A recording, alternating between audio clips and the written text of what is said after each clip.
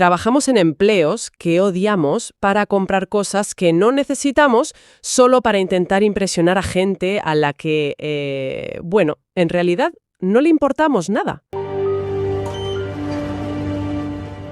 Él es Marcos, de Barcelona, pero podría ser cualquiera, en cualquier otra parte.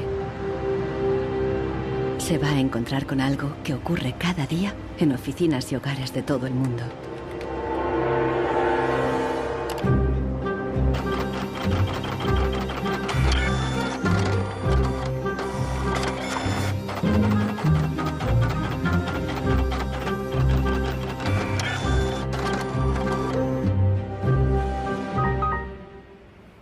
Una pieza de la impresora ha fallado y el fabricante recomienda llevarla al servicio técnico. El meu tècnic fa un diagnòstic previ, pero aquest diagnòstic ja son 15 euros més IVA. Seguramente será difícil encontrar las piezas para poder repararla. Realment, reparar-la no li surt molt a compte. Que reparar-la parlem d'uns 110, 120 euros. Tienes impresoras desde 39 euros. Per preu, té una impressora que té molta més velocitat d'impressió. Jo t'aconsellaria que miressis impressores noves. Així que, sens dubte, jo em compraria una nova, Ensenyo. No es casualidad que los tres vendedores sugieran comprar una nueva impresora. Si acepta, Marcos será una víctima más de la obsolescencia programada, el motor secreto de nuestra sociedad de consumo.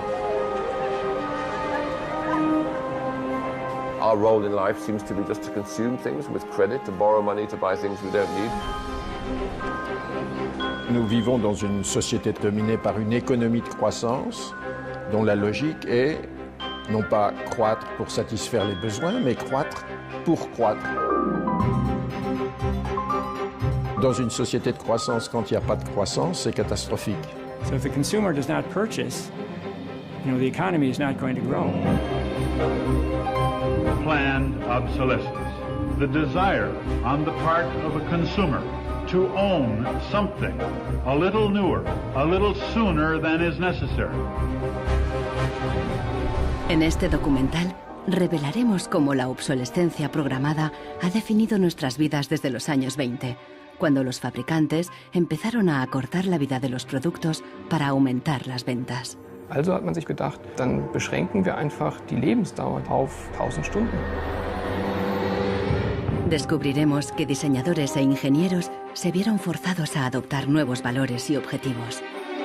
Was back to the drawing board and come out with something that was more fragile. Take time, those things.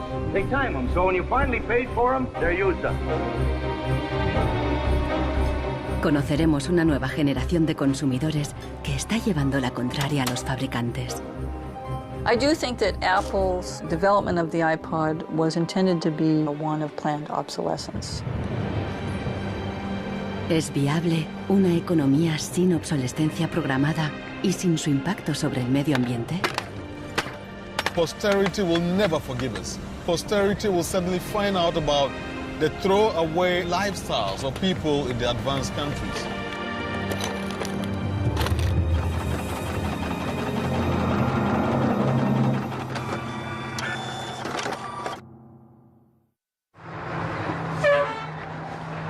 Welcome to Livermore, California, home of the longest burning light bulb in the world. My name's Lynn Owens, and I am chairman of the Light Bulb Committee. It was in 1972 when we discovered that the light bulb that was hanging in the fire station was a significant light bulb. We didn't have any idea at all how old it was until a newspaper man by the name of Mike Dunstan started doing research. He was still able to talk to some of the old volunteer firefighters who were in their 90s at that time and who verified that the light bulb had been burning continuously since 1901. 109 años y sigue sumando. La imagen de la bombilla está en internet 24 horas al día. De momento se han agotado ya 2 webcams y la bombilla va por la tercera.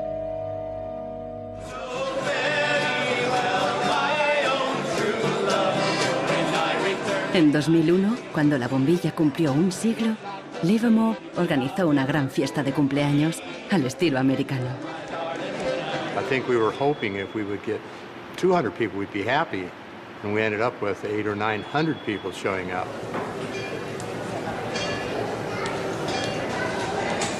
One nation, under God, indivisible, with liberty and justice. Do you think that anybody would sing happy birthday to a light bulb?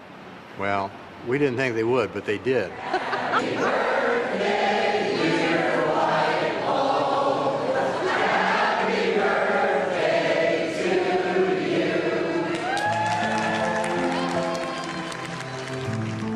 you. The origin of the bulb was, it was produced in a town called Shelby, Ohio, back around 1895, and put together by some very interesting ladies that I have some pictures of, and some gentlemen that invested in the company. The filament was invented by Adolphe Chaillet. He invented his filament to last.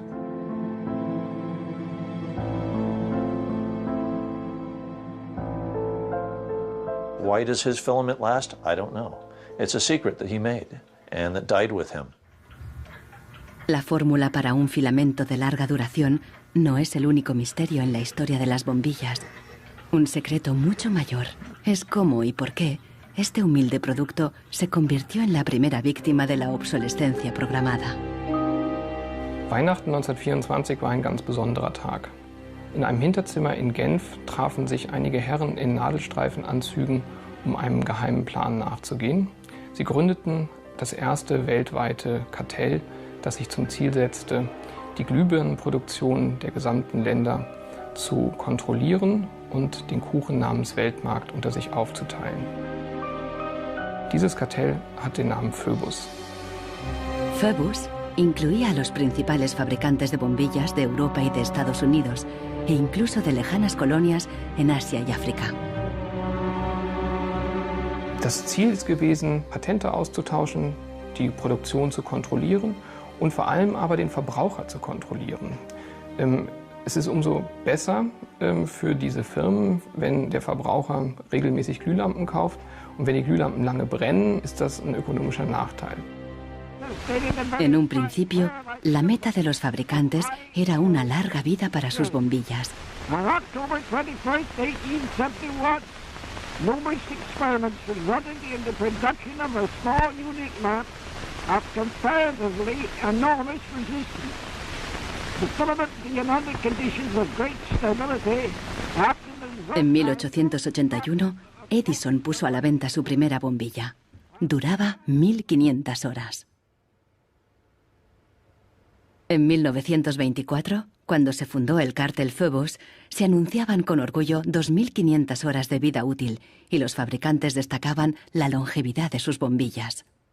Also hat man sich bei Phoebus gedacht, dann beschränken wir einfach die Lebensdauer dieser einzelnen Glühbirnen auf 1000 Stunden.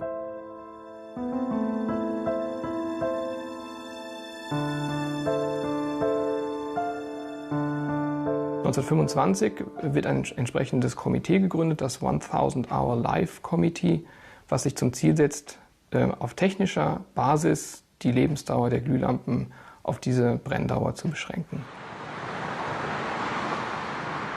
Más de 80 años después, Helmut Höge, un historiador de Berlín, encuentra pruebas de las actividades del comité ocultas entre los documentos internos de los miembros del cártel. Empresas como Philips en Holanda, Osram en Alemania y Lámparas Z en España. Hier haben wir ein Kartelldokument, da steht: The average life of lamps for general lighting service must not be guaranteed, published or offered for another value than 1000 hours. Presionados por el cártel, los fabricantes realizaron experimentos para crear una bombilla más frágil que cumpliera con la nueva norma de las 1000 horas.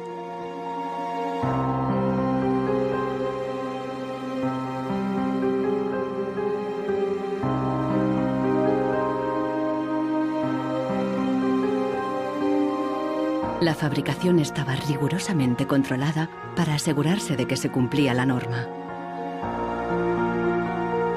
Eine Maßnahme bestand beispielsweise darin, einen Prüfstand zu errichten, in dem viele kleine Sockel zu finden sind, in die dann wiederum einzelne Exemplare aus verschiedenen Produktionsreihen eingeschraubt wurden. Und Firmen wie Osram haben dann genauestens protokolliert, wie lange diese Lampen brannten. Phoebus creó una complicada burocracia para imponer sus reglas. Los fabricantes eran multados severamente si se desviaban de los objetivos marcados.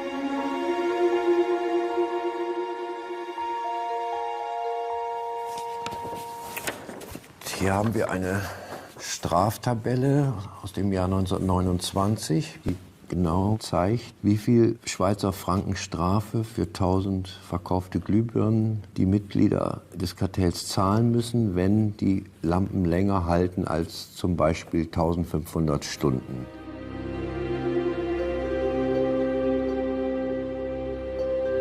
A medida que la obsolescencia programada surtía efecto, la vida útil empezó a caer. En solo 2 años pasó de 2.500 horas a menos de 1.500.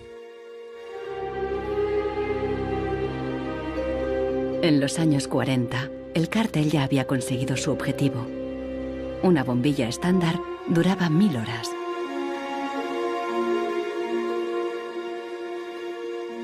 Young lady, you should be more careful. En esta película educativa, General Electric justificaba por qué esta duración era la ideal. Just look at that filament. How long a light bulb lasts depends largely on how hot the filament is burned. Samples from every factory are tested to make sure that they're as good as we want them to be.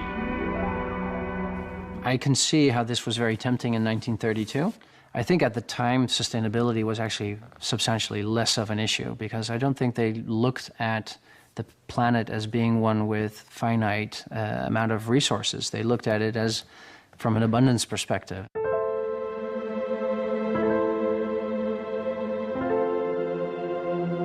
En 1942, el cártel salió a la luz. El gobierno americano demandó a General Electric y a otros fabricantes. Les acusó de competencia desleal, de fijar precios y de reducir la vida útil de las bombillas. Tras 11 años de litigio, el tribunal dictó sentencia en 1953. Entre otras cosas, los jueces prohibieron a General Electric y a sus socios limitar la vida útil de las bombillas. Pero en la práctica, la sentencia tuvo poco efecto y las bombillas continuaron durando 1000 horas.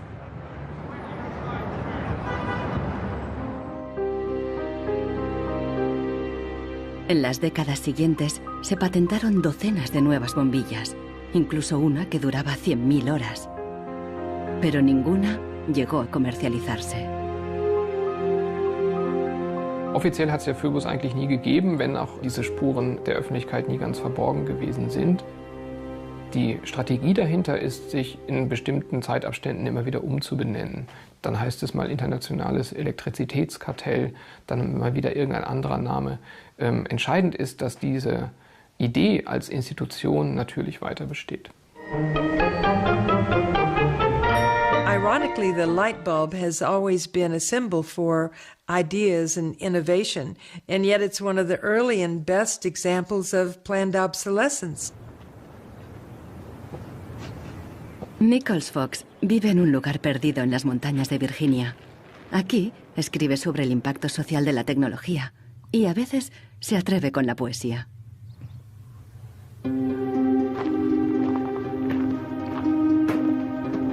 When in the dark the bogles are about, behind the bushes hiding at the ready, before you faint with fright or give a shout, you want illumination ever steady. Well, flashlights are very important for me, especially if you live out in the country where there are no street lights.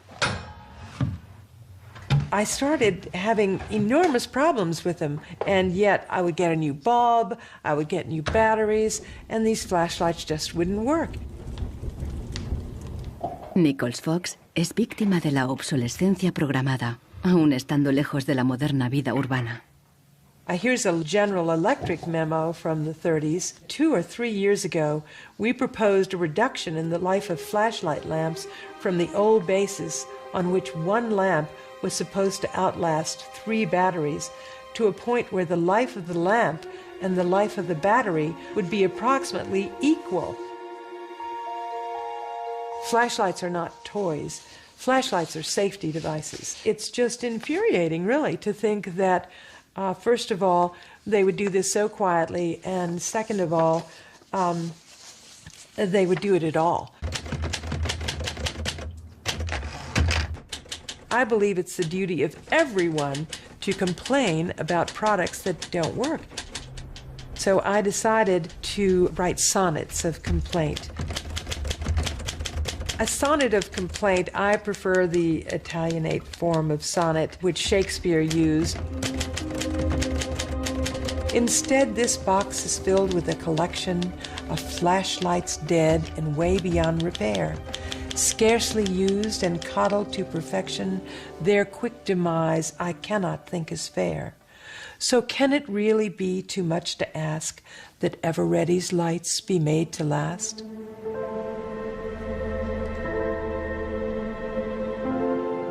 En Barcelona, Marcos ha ignorado el consejo de los vendedores de reemplazar la impresora. Está decidido a repararla, pero el manual ni tan solo menciona el problema. Buscando por los foros de internet, descubre que no está solo.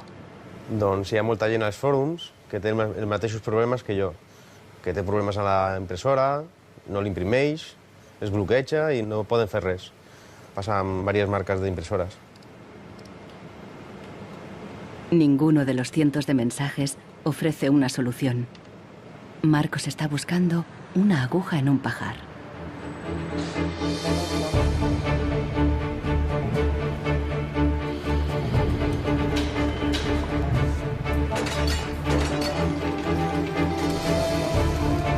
La obsolescencia programada surgió al mismo tiempo que la producción en masa y la sociedad de consumo.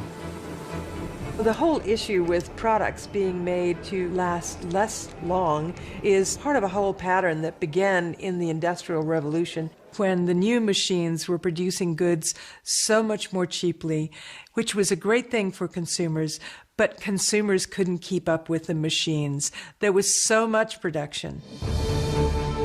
Con la producción en masa bajaron los precios y muchos productos fueron más asequibles.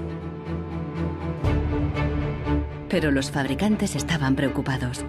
¿Cuánto duraría esta bonanza? ¿Qué pasaría cuando todo el mundo lo tuviera todo?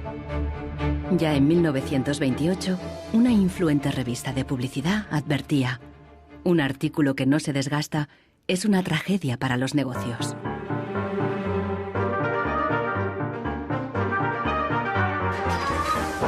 La tragedia afectó especialmente a Henry Ford, el padre de la producción en cadena. Para poner su modelo T al alcance del consumidor medio, Ford lo produjo en masa, a partir de un único diseño básico que ofrecía fiabilidad y durabilidad. It was this noisy, smelly, dirty Model T Ford that made women very unhappy, but the men treated like a piece of farm machinery. But it was the workhorse of America. La estrategia del modelo único fue un gran éxito, y a principios de los años 20, la mitad de los coches del mundo eran Ford T. Para superar a Ford, sus competidores de General Motors apostaron por una estrategia diferente, ideada por su presidente Alfred Sloan. En lugar de hacer el nuevo Chevrolet tan fiable y duradero como el modelo T, Sloan le dio un giro radical y fundamentalmente estético. Sloan put a new dress on it and gave a new lipstick and put it out on the market for slightly less than what the Ford Model T sold for. And because it was a prettier design than the Model T, it sold like hotcakes. So he realized that he didn't have to beat Ford at his engineering game. He could beat Ford at the design game. Sloan introdujo el concepto del modelo anual, con una sucesión de diferentes tamaños, formas y colores. Su objetivo era que los consumidores cambiaran de coche cada 3 años. La estrategia funcionó y las ventas de Ford cayeron porque los consumidores empezaron a ver el modelo T anticuado y obsoleto. En 1927, tras producir 15 millones de unidades, Ford retiró el modelo T del mercado.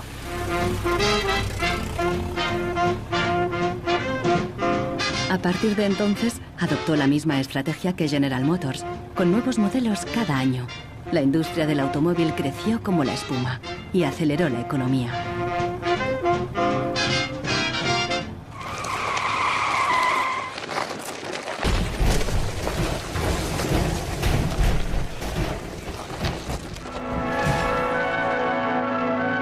En 1929, la crisis de Wall Street frenó en seco la incipiente sociedad de consumo y llevó a los Estados Unidos a una profunda recesión económica. Unemployment reached staggering proportions. By 1933, 1/4 of our labor force was unemployed. Las colas ya no eran para comprar, sino para pedir trabajo y comida. En 1933, el presidente Roosevelt introdujo el New Deal, su programa para sacar al país de la Gran Depresión, a través de enormes inversiones en obras públicas. Good, sound men and women wanted to earn the help they got, to hold up their heads, to keep themselves from going rusty. Retail business needed their purchasing power to stimulate trade.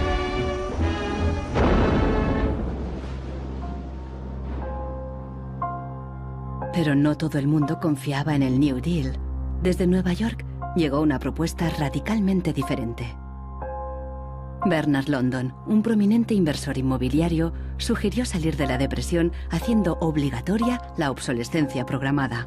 Era la primera vez que el concepto aparecía por escrito. London planteaba que todos los productos tuvieran una vida limitada, con una fecha de caducidad, después de la cual se considerarían legalmente muertos. Los consumidores los devolverían a una agencia del gobierno para su destrucción. Quien se quedara un artículo después de caducado pagaría una multa. This forced expiration date would revive the consumerability and the need for more production of such consumer products as something great. I thought it was a great idea. Bernard London creía que con la obsolescencia programada obligatoria, las fábricas seguirían produciendo, la gente continuaría consumiendo y habría trabajo para todos. He was trying to achieve a balance between capital and labor where there would always be a market for new goods. So there would always be a need for labor and there would always be a reward for capital. Giles Slade está en Nueva York para saber más sobre la persona que hay detrás de la idea. London era judío y llegó a Estados Unidos desde Europa del Este a principios del siglo XX. Entró en el negocio inmobiliario y ganó millones con numerosos proyectos de construcción por todo Nueva York. He was a man who was inclined to make money. He was a capitalist. But he was also a man who was a philanthropist. He looked out for the good of his fellow man. Participó en muchos proyectos de beneficencia, especialmente en escuelas para niños judíos pobres.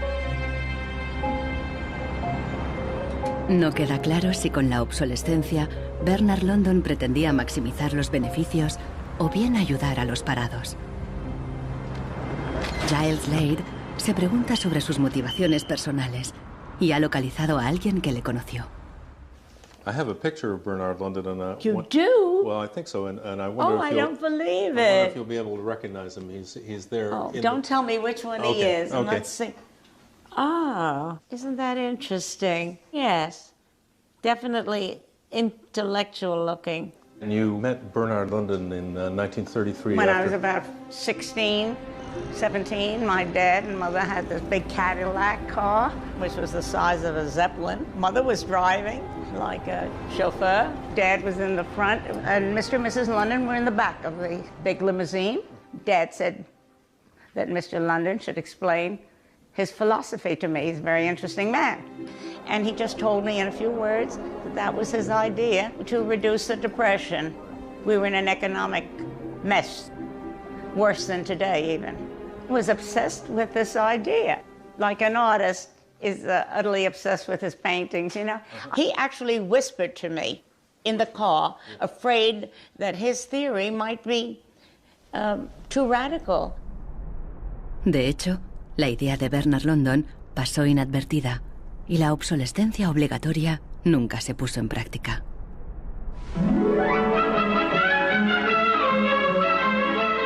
Veinte años más tarde, en los años 50, la obsolescencia programada resurgió, pero con un giro crucial. Ya no se trataba de obligar al consumidor, sino de seducirle. Planned obsolescence. The desire on the part of a consumer to own something a little newer, a little better, a little sooner than is necessary.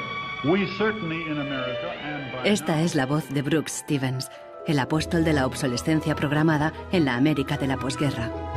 Este elegante diseñador industrial creó desde electrodomésticos hasta coches y trenes, contando siempre con la obsolescencia programada. A tono con la época, los diseños de Brooks Stevens transmitían velocidad y modernidad. Hasta su casa era inusual. This is the home that my father designed and that I grew up in.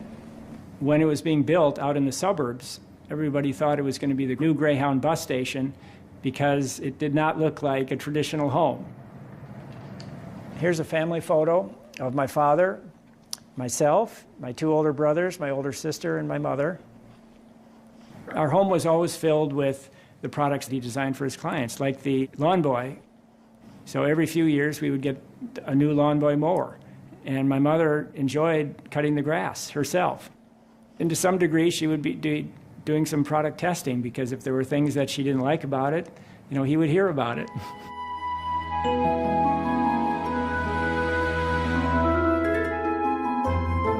One of the most important things that my father felt always in designing a product is that it made a statement. He detested products that were bland and really did not, you know, create any desire within the consumer to inspire the purchase. Unlike the European approach of the past, where they tried to make the very best product and make it last forever, meaning you bought such a fine suit of clothes that you were married in it and then buried in it, and never a chance to renew it. The approach in America is one of making the American consumer unhappy with the product that he has enjoyed the use of for a period, have him pass it on to the second-hand market, and obtain the newest product with the newest possible look. Brooks Stevens viajó por todos los Estados Unidos, promoviendo la obsolescencia programada en charlas y discursos. Sus ideas cuajaron y tuvieron un amplio eco.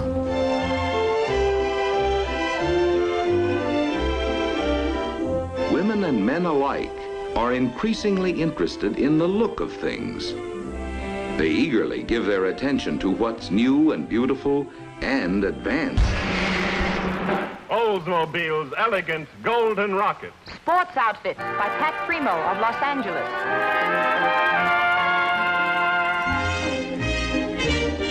El diseño y el marketing seducían al consumidor para que deseara siempre el último modelo. My father never designed a product to intentionally fail or become obsolete for some functional reason in a short period of time. Planned obsolescence is absolutely at the consumer's discretion. No one is forcing the consumer to go into the store and purchase a product.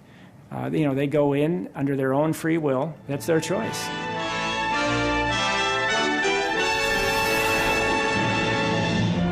Libertad y felicidad a través del consumo ilimitado. El estilo de vida americano de los años 50 sentó las bases de la sociedad de consumo actual.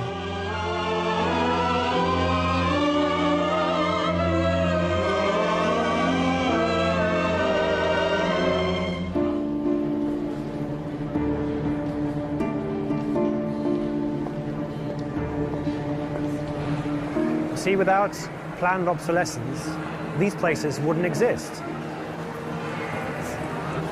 There wouldn't be any products, there wouldn't be any industry, there wouldn't be any designers, architects, there wouldn't be any salespeople, cleaners, there wouldn't be any security guards.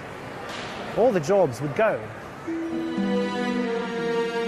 La obsolescencia programada está en la raíz del considerable crecimiento económico que el mundo occidental ha vivido a partir de los años 50. Desde entonces, el crecimiento ha sido el santo grial de nuestra economía.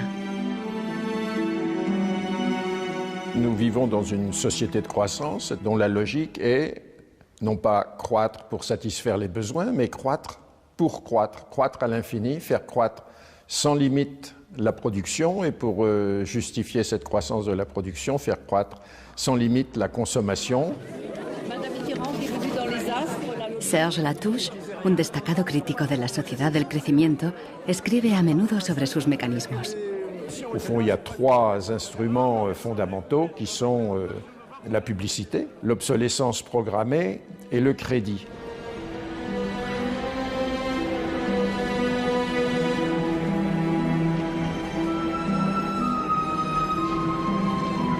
In the last generation or so, our role in life seems to be just to consume things with credit, to borrow money to buy things we don't need. That makes no real sense to me at all. Los críticos de la sociedad del crecimiento alertan de que no es sostenible a largo plazo, porque se basa en una contradicción flagrante. Celui qui croit qu'une croissance infinie est compatible avec une planète finie est soit un fou, soit un économiste. Le drame, c'est qu'au fond, nous sommes tous des économistes maintenant. Why is it that a new product is created every 3 minutes somewhere in the world? Is this necessary? I think a lot of people have realized that things need to change when they're being told by politicians to go shopping or to start consuming as the best way to restart the economy.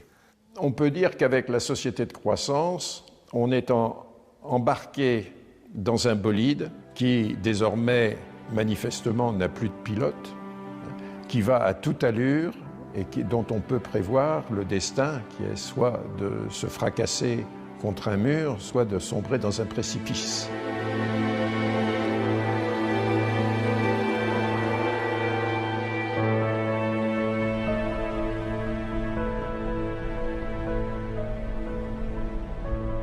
Marcos ha encontrado a alguien en Internet que ha descubierto qué le ocurre a su impresora. I tried to print a document and it said parts inside your printer require replacement. So I decided to do a little servicing of my own. Hello, Marcos. I got your message. Marcos ha contactado con el autor del video. How are you? I looked into it and it turns out that there's a thing in the bottom of the printer called a waste ink reservoir. And the way inkjet printers work is they constantly have to clean the print heads, and they do that by squirting ink through them down a hole in the bottom of the printer into this great big sponge. There's just a preset time when it's squirted a certain number of drops down there, that then the printer decides it's full of ink and won't function anymore. Mm-hmm. The justification is they don't want to put ink all over your desk. But I think the problem goes deeper than that. It's the way the technology works. It's just designed to fail.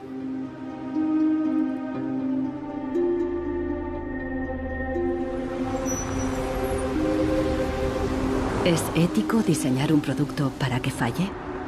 ¿Qué opinan los diseñadores y los ingenieros de la obsolescencia programada? Giles Slade está investigando cómo reaccionaron cuando el concepto se extendió.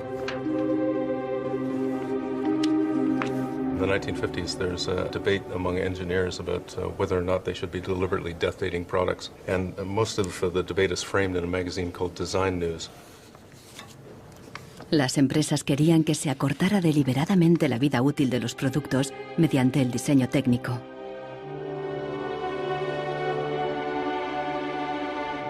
A lot of engineers felt that it was really a dirty strategy to make people pay for products that they deliberately broke. Las cartas al director de Design News reflejan la intensidad del debate. A nation such as ours, leader among nations, turns its engineers into destroyers. It is even a crime against the natural law of God, and that we waste that which He has given us.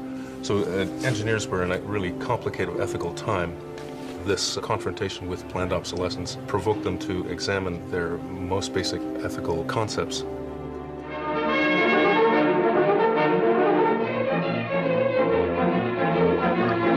El dilema no se ventiló solo en las revistas de ingeniería. En un clásico del cine británico de 1951, un joven y emprendedor químico inventa un hilo que repele la suciedad y no se desgasta. El químico cree que ha conseguido un gran progreso.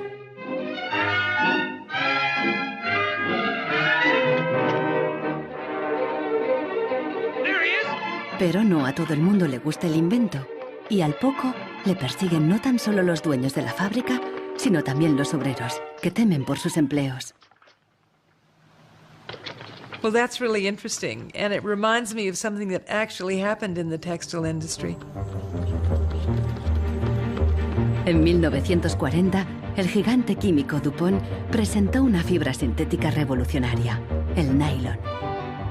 Se formaron largas colas para comprar las nuevas y duraderas medias. There's a picture in here of me in tights. I think I've got one. Oh yes, here it is. Stockings were a big issue in the 50s and the 60s. You had to wear them. To go out without stockings was really quite shocking. Quan tu t'arreglaves el diumenge que t'anaves a assaig o al cine o te n'anaves a ballar, normalment et posaves la roba de vestir. Llavors, clar, requeria posar-te unes mitges boniques. I si estaves al ball i estaves ballant i amb un cop o el que fos se't feia un forat, ja no volies ballar més perquè se te veia el forat de la mitja. Las medias duraderas significaban un gran progreso, pero la alegría duró poco.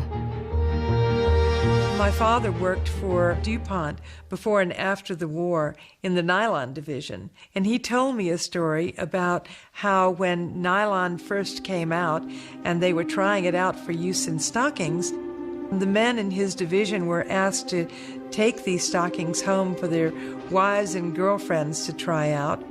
My father brought them home to my mother, and of course she was one of the testers. She was delighted with the first products because they were so sturdy. Los químicos de DuPont tenían motivos para estar orgullosos. Incluso los hombres admiraban la resistencia de las medias de nylon. The problem was that they worked too well. They lasted too long. The women were very happy with the fact that they didn't get runners in them.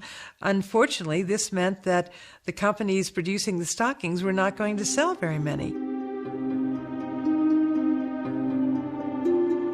DuPont dio nuevas instrucciones al padre de Nichols Fox y sus colegas. For the men in his division, it was back to the drawing board to try to make the fibers weaker and come out with something that was more fragile and would run so that the stockings wouldn't last as long. Wenn man die Lebenszeit einer Strumpfhose verkürzen will, dann ist es eigentlich recht einfach, denn eine Strumpfhose besteht nicht nur aus Nylon, sondern sie besteht aus Zusatzstoffen, die zum Beispiel das Nylon stabilisieren gegen das UV-Licht von der Sonne. Jetzt kann man die Menge dieser Zusatzstoffe einfach variieren. Wenn man dafür wenig Zusatzstoffe oder gar keine reingibt, dann werden diese Strumpfhosen von der Sonne zerstört und dann reißen sie wesentlich leichter. Das heißt, man kann sozusagen den Zerfall, die Zerstörung einplanen. Pronto, las medias volvieron a tener carreras. Això va ser una cosa molt escalonada, no va ser allò una cosa de dir, pam, ara venen de cop bones i ara de cop dolentes, entens? Va ser una cosa esgraonada cada vegada, doncs la mitja o era potser més fina, menos resistent. Los mismos químicos que habían aplicado todo su saber para crear un nylon duradero siguieron la corriente de la época y lo hicieron más frágil. Ese hilo eterno desapareció de las fábricas, igual que en el cine. We need control of this discovery. Complete control. If you want twice the amount in that contract, we will pay it. $250,000. To suppress it. Yes. ¿Qué opinaban los químicos de DuPont de reducir la vida de un producto deliberadamente? Must have been frustrating for the engineers to have to use their skills to make an inferior product after they'd tried so hard to make a good product. But in a way, I suppose, That's the outsider's view. Probably they just had a job to do. Make it strong, make it weak. That was their job. Among engineers, there was a shift taking place in consciousness. There was an old school of engineers who believed that they should make a permanent, usable product that would never break. And there was a new school of engineers that were driven by the market, who were clearly interested in making the most disposable product that they could. And this debate resolved itself by these new school of engineers taking over. So how often do you change your mobiles? 18 months. Once a year. Once a year. Once a year. Hoy en día, la obsolescencia programada se enseña en las escuelas de diseño y de ingeniería. Boris Knuth da clases sobre el ciclo de vida del producto, el eufemismo moderno de la obsolescencia programada. I went shopping for you. Got a couple of things: a pan, salt, shirt, another shirt. La ética ya no cuenta en un mundo empresarial dominado por un único objetivo: compras frecuentes y repetidas. And this is an old toaster. What I do, I pass these round, and you tell me what you think, how long it takes for them to fail, what the service life will be. Okay. Designers have to understand what company they work for. The company decides on a business model. How often do we want to renew our products, our offers? So this brief is given to designers, and designers have to understand and design the product in a certain way so it fits exactly the business strategy of the client they work for.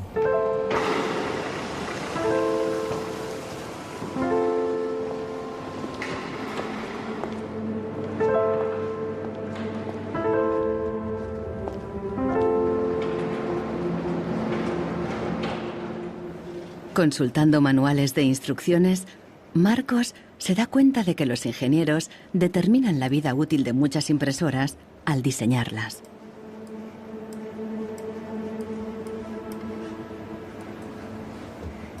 Lo consiguen colocando un chip dentro de la impresora.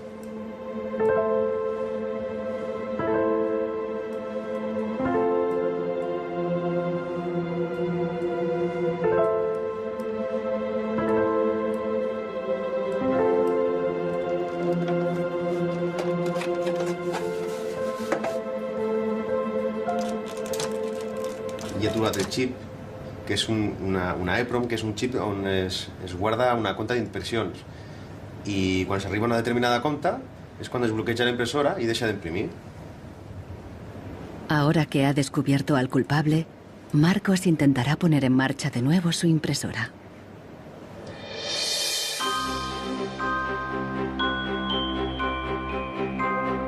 A finales de los años 50, los consumidores empezaron a cuestionar la obsolescencia programada y los trucos de los fabricantes.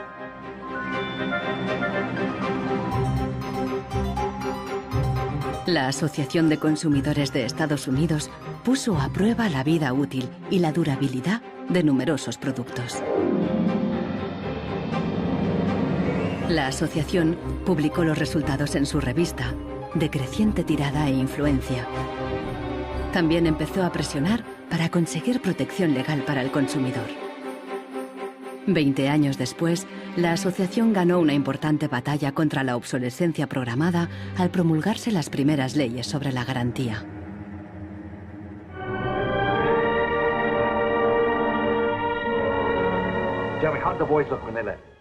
La cultura popular también empezó a hacerse eco de la obsolescencia programada. Incluso apareció en el clásico teatral de Arthur Miller, Muerte de un viajante. Once in my life, I'd like to own something outright before it's broken. I'm always in a race with the junkyard. Just finished paying for the car and it's on its last legs. The refrigerator consumes belts like a crazy maniac. They time those things. They time them, so when you finally paid for them, they're used up. The Waste Makers, publicado en 1960, fue el primer análisis académico de la obsolescencia programada. Su autor, Vance Packard, era famoso por un libro sobre el poder de la publicidad. Su nueva obra se convirtió en un bestseller. Good evening, Mrs. Packard. Packard aprovechó cualquier oportunidad para criticar una sociedad basada en el consumismo y el despilfarro. I have a feeling that we're in for some grim days ahead. I think the over-commercialization of American life is starting to change our American character in some ways that disturb me. I think we're becoming more self-indulgent as a people, and I think to some extent we're being encouraged to be more self-indulgent. Well, that's kind of a grim prophecy. Well, I wish I could be more cheerful. Los críticos de la sociedad de consumo vieron sus fallos, pero no se propusieron una alternativa radical, porque en aquella época ya existía una, al otro lado del telón de acero. A finales de los 50, en plena Guerra Fría, aún parecía posible la victoria del comunismo sobre el capitalismo como sistema político y económico.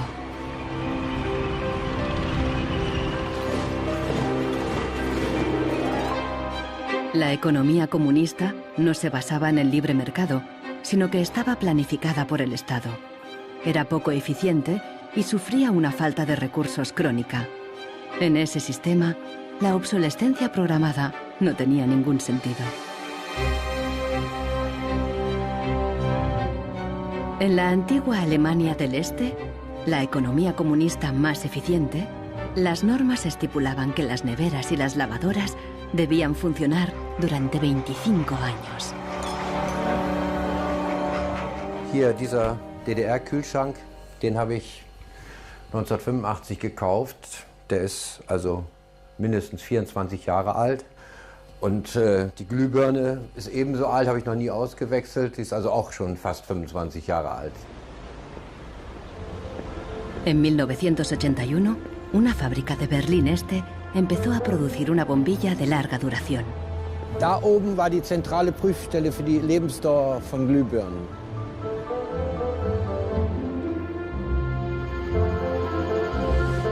Los responsables de la fábrica presentaron la nueva bombilla en una feria internacional en busca de compradores occidentales.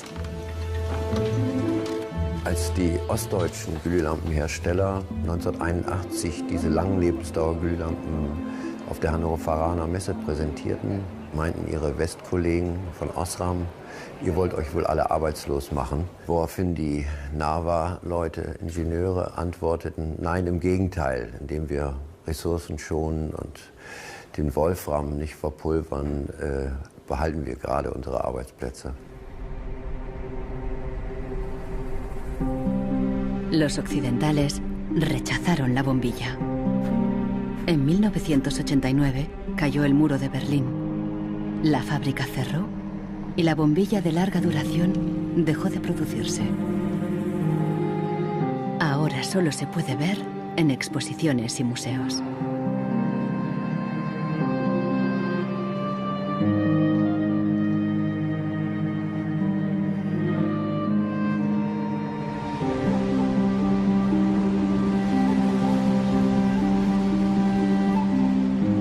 Veinte años después de la caída del muro de Berlín, el consumismo desenfrenado se da tanto en el este como en el oeste.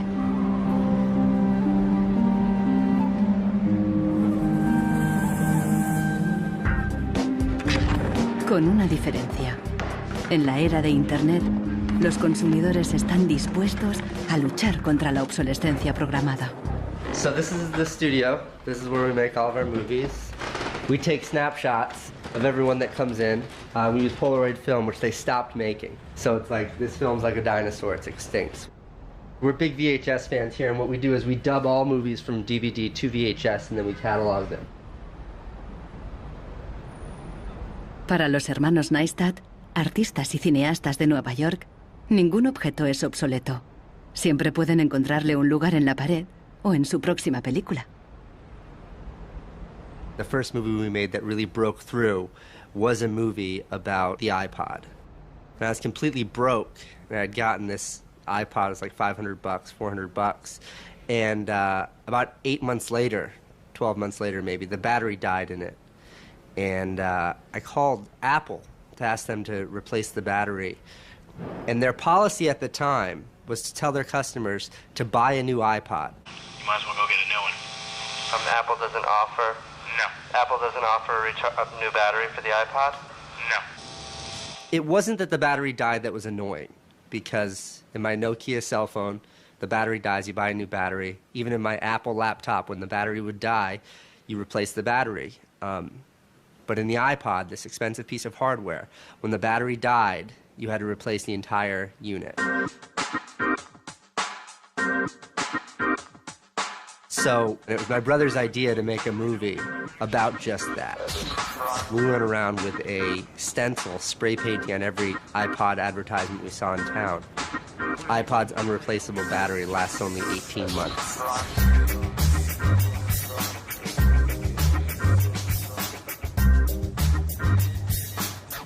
We put the video on our own little site, iPodsDirtySecret.com. In the first month, 6 weeks, it was at 5-6 million views.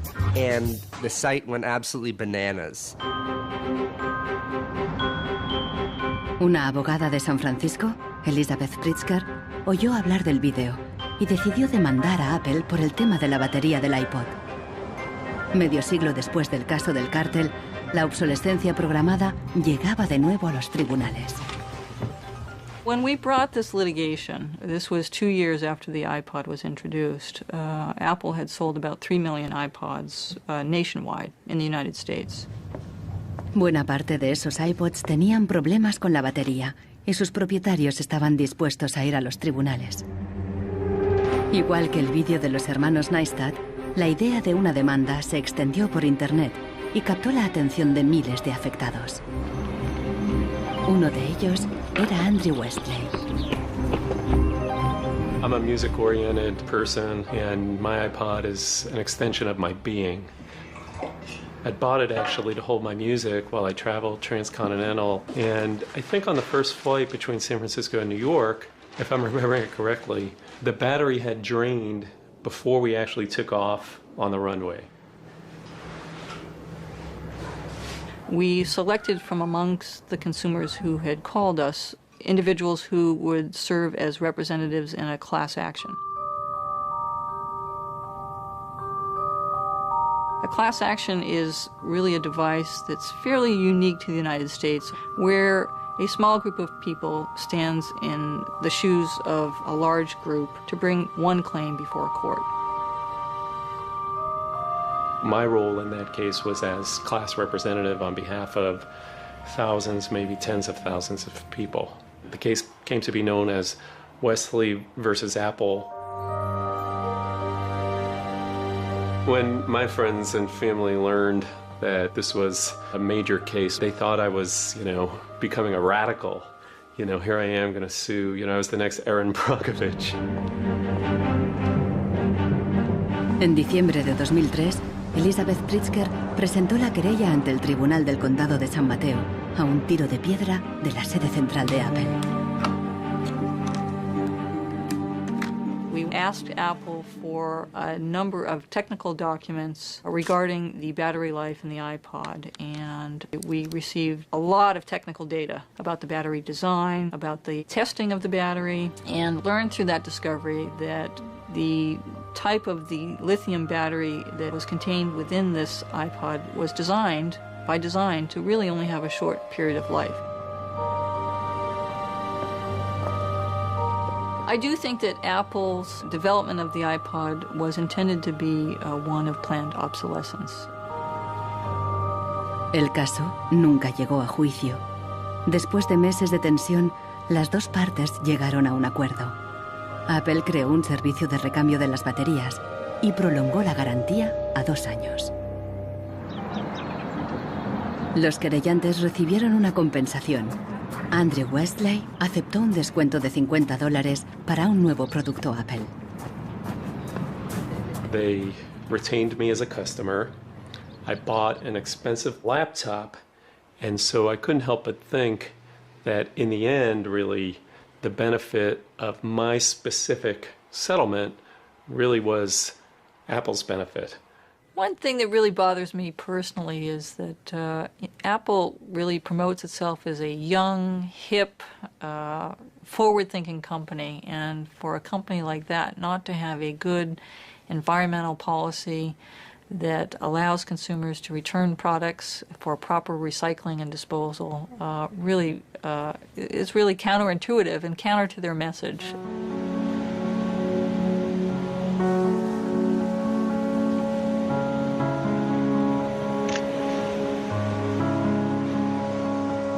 La obsolescencia programada del tercer mundo, como Ghana, en África. It's been between 8 and 9 years now when I noticed that loads and loads of containers were coming to this country with electronic waste. We're talking about end-of-life computers, end-of-life television sets, which nobody wants in the developed countries. Un tratado internacional prohíbe enviar residuos electrónicos al tercer mundo. Pero los mercaderes usan un simple truco: declararlos productos de segunda mano. They pack the very good electronic items, usually 10 out of a 40-footer container, in front, and the rest, which is simply junk, behind. So once the custom officials open a container, you would think it's loaded with very good electronic items that are functional and would work almost forever.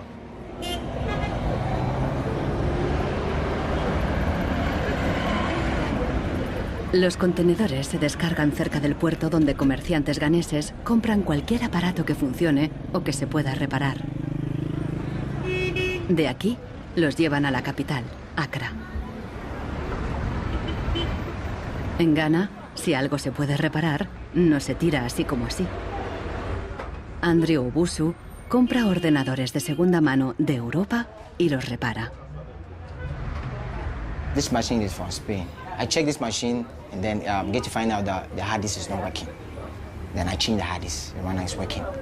And then this one too, the fault was from the VGA. Yeah, I changed the VGA, it was working. If I find out where the fault is, it takes about 30 minutes, 20, 10. Obusu vende estos ordenadores a estudiantes, escuelas y pequeñas empresas. No entiende la mentalidad de usar y tirar de los países desarrollados. But here Africa, it's not easy. Before a fellow gets a computer, it's not easy. So that person will just throw it away. Will service it.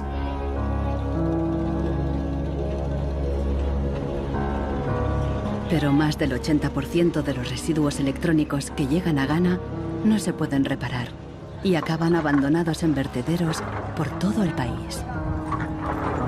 We are at the dump site here in Agbogloshi. In the past, we had this beautiful river called Odo River, that meandered its way through this area. It was teeming. In the past, it had so much fish. So we actually attended a school not very far away from here. So we'd come play football and hang around the river. The fishermen would organize boat rides, I remember very well. But now it's all finished, it's all gone. And that makes me really, really sad. And it makes me angry.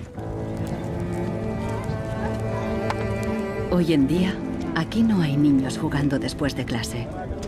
En su lugar, jóvenes de familias pobres vienen a buscar chatarra. Queman la funda de plástico de los cables para obtener el metal que llevan dentro.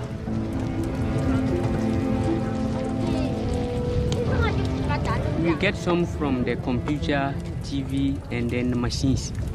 The work is not good. Sometimes we get diseases like coughing. But sometimes there's some glass carton. If evening time you can sleep and you stand up.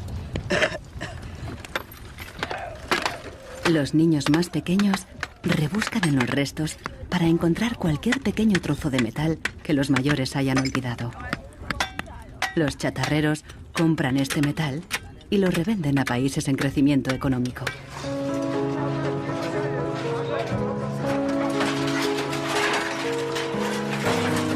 Actualmente, sus clientes principales son Dubái y China.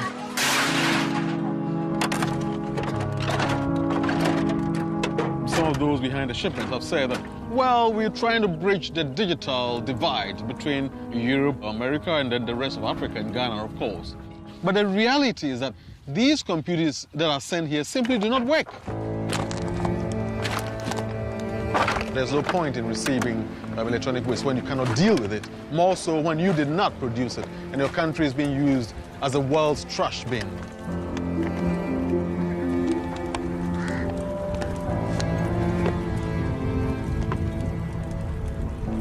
The trash that for so long in the industrial age has been hidden from view is now coming into our lives and we can actually no longer easily avoid it. The waste economy is reaching its last legs because they don't physically have anywhere else to put the waste.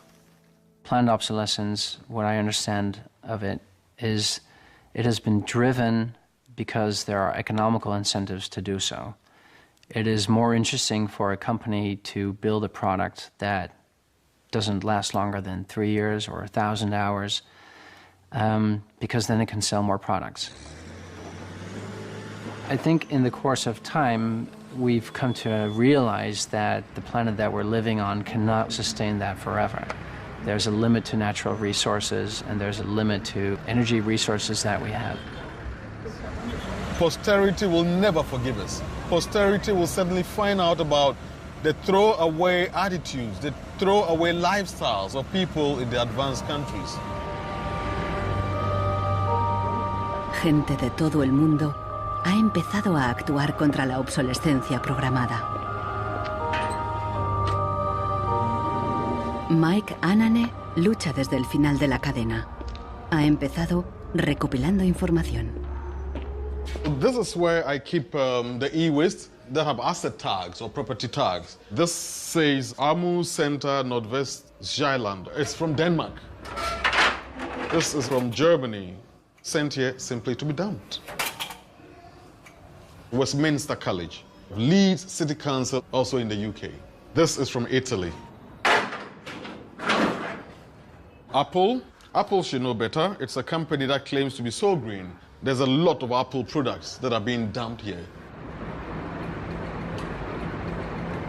I have a database that contains the asset tags, the contact addresses, telephone numbers of the companies that owned the electronic waste that have been dumped in Ghana.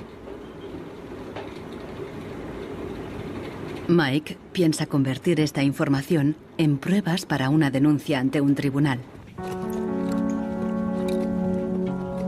We need to take some action, some punitive measure. We need to sue people so they stop dumping e-waste in Ghana.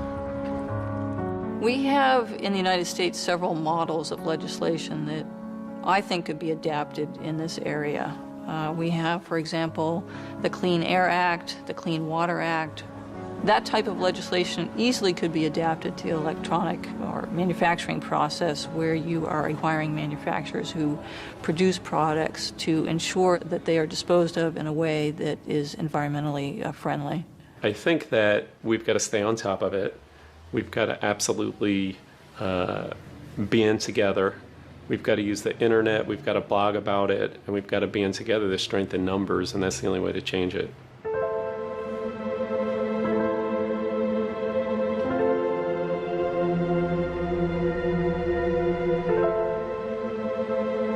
La fuerza creciente de las redes sociales está ayudando a Marcos con el problema de su impresora.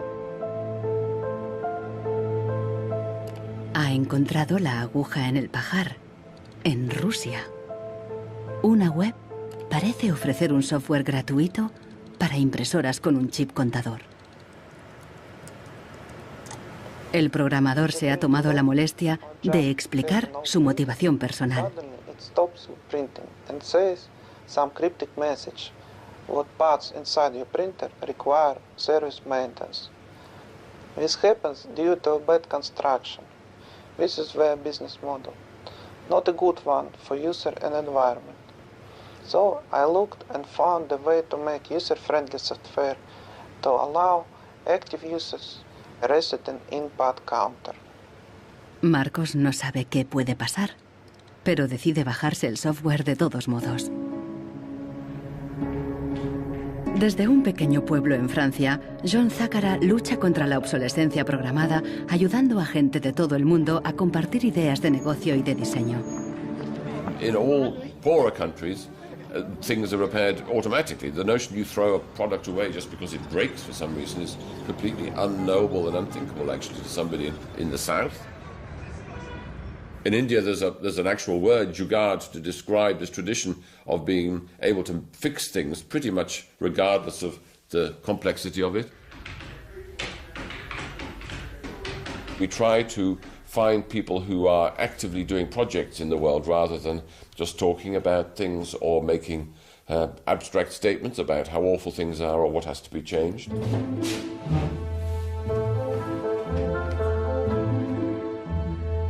Uno de ellos es Warner Phillips, descendiente de la dinastía de los fabricantes de bombillas. I remember my grandfather taking me to one of the Philips factories in Eindhoven to show me how light bulbs were mass manufactured in factories, which is very, very cool. Casi un siglo después del cártel de la bombilla, Warner Phillips sigue la tradición familiar, pero con una perspectiva diferente. Fabrica una bombilla LED que dura 25 años. That means that you can use the same materials once in 25 years rather than once every year. That means that you don't have to transport the product every year, but only once in 25 years.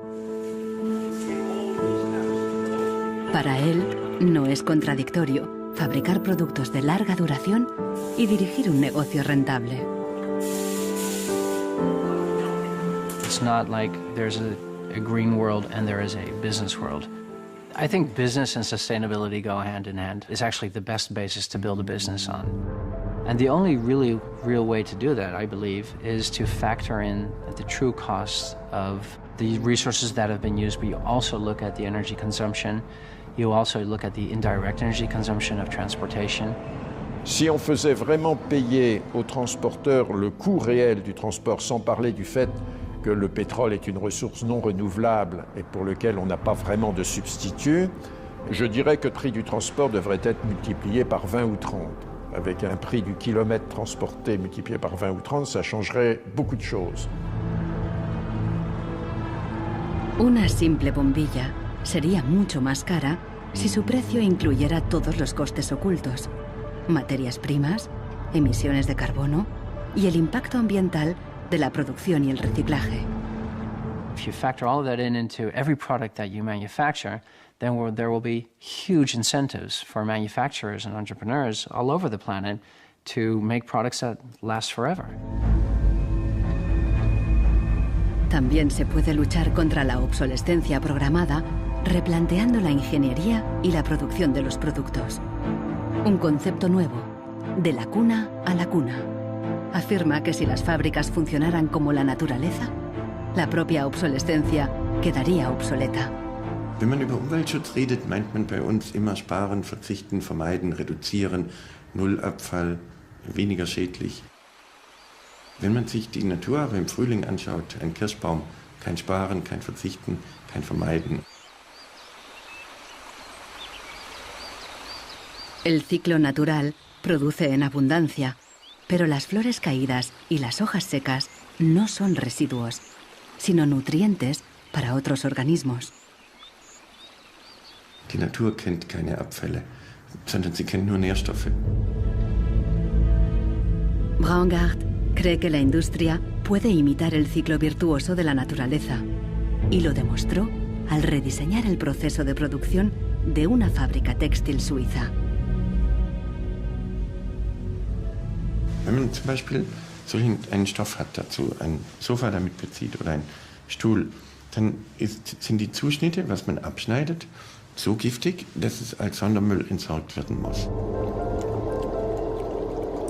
Braungart descubrió que la fábrica usaba, por inercia, cientos de tintes y productos químicos altamente tóxicos. Para fabricar los nuevos tejidos, Braungart y su equipo redujeron la lista a solo 36 sustancias, todas biodegradables. Wir suchen jetzt alle Zutaten raus, dass man sie auch essen könnte. Das heißt, Sie können die klein schneiden und in Müsli packen, wenn Sie wollen. Braungart cree que el concepto de la cuna a la cuna es aplicable a cualquier proceso industrial. Wir können alles nochmal neu erfinden, sodass es entweder biologisch nützlich ist oder technisch nützlich ist. Wenn man eine Müllgesellschaft hat, ist jedes kurzlebige Produkt natürlich ein Müllproblem. Wenn es aber eine Gesellschaft ist, die Nährstoffe macht, ist jedes kurzlebige Produkt wieder eine Chance, etwas Neues zu machen. Para los críticos más radicales de la obsolescencia programada, no basta con reformar los procesos productivos. Quieren replantear nuestra economía y nuestros valores. C'est une vraie révolution. C'est d'abord une révolution culturelle, parce que c'est un changement de paradigme, c'est un changement de mentalité. Esta revolución se llama decrecimiento. Al igual que Brooks Stevens en los años 50, Serge Latouche viaja de charla en charla, pero él propone abandonar totalmente el crecimiento. La décroissance, c'est un slogan provocateur qui a pour fonction de rompre avec le discours un peu euphorisant de la croissance possible, infinie, soutenable, et donc pour marquer la nécessité de changer de logique, de sortir de cette logique de la démesure. L'essentiel du programme, en quelque sorte de la décroissance, tient en un mot réduire. Réduire notre empreinte écologique, réduire nos gaspillages, notre surproduction, notre surconsommation. Réduisant la consommation, en réduisant la production, mais en libérant du temps libre, on peut développer d'autres formes de richesse qui ont l'avantage de ne pas s'épuiser quand on les consomme, comme l'amitié, le savoir. We increasingly rely on objects to give us a sense of self-esteem and identity. It's partly the consequence of the breakdown of things that used to give us identity, like membership of a community or relationship to the land, or all sorts of soft and social things which have been replaced by consumerism. Si le bonheur dépendait du niveau de consommation, on devrait être dans la félicité absolue, parce que nous consommons 26 fois plus que du temps de Marx, mais toutes les enquêtes montrent que les gens ne sont pas 20 fois plus heureux. Peut-être même qu'il y a une relation inverse au-delà d'un certain seuil, entre la croissance de la consommation et la croissance du sentiment de bonheur, parce que le bonheur est toujours quelque chose de subjectif, évidemment.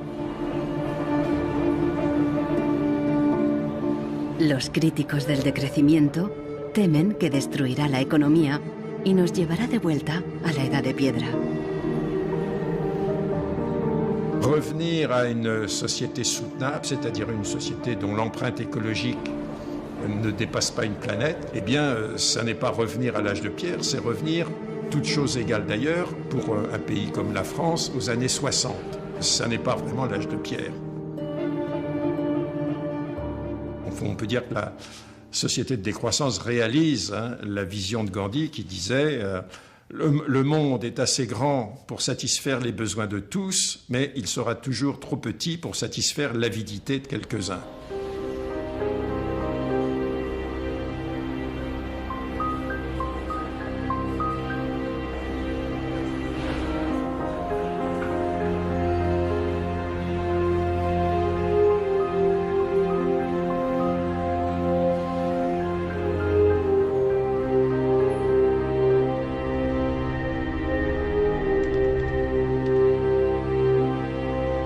Marcos está instalando el freeware ruso en su ordenador. Con el nuevo programa, puede poner a cero el chip contador de la impresora. La impresora se desbloquea inmediatamente.